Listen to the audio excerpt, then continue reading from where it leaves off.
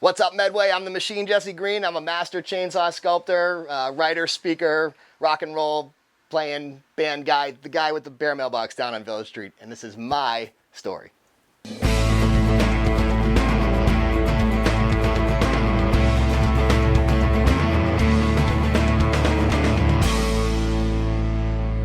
So I grew up just over the Medway line in Holliston. And there was a guy, I don't know if you've ever seen it. If anybody that's from here would know this guy. His name was Bill Brady.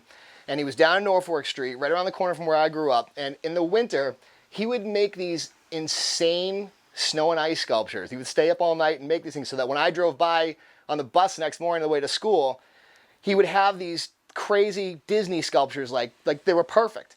And I just remember thinking that was the most amazing thing ever. It kind of became, my dream job in the back of my mind. I was in love with cartoons my whole growing up. Cartoons.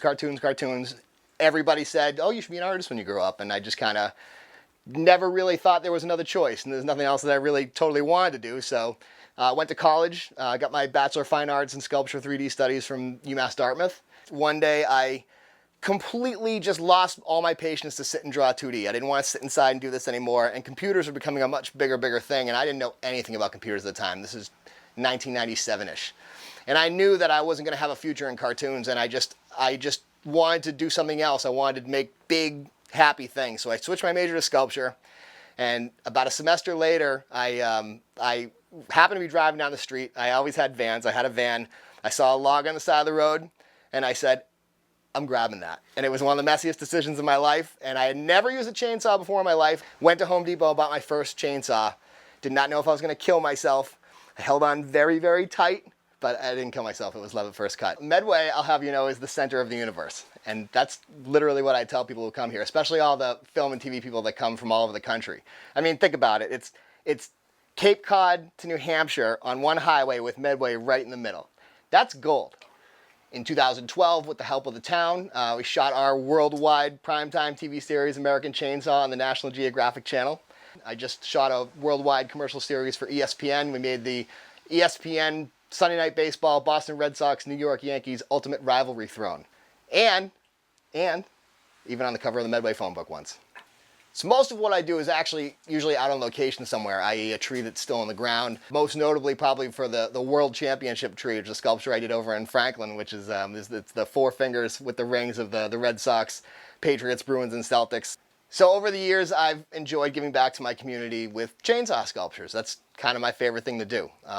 I think that to be able to have the ability and the opportunity to enhance a town with my own little artistic, touches, that to me is the ultimate. I think that that's the coolest. When people tell me how they see my stuff and it makes them smile or makes the kids smile. I start off with my client's vision. From that, make it into the coolest chainsaw sculpture you could ever imagine. And so, when I'm looking at it, I'm trying to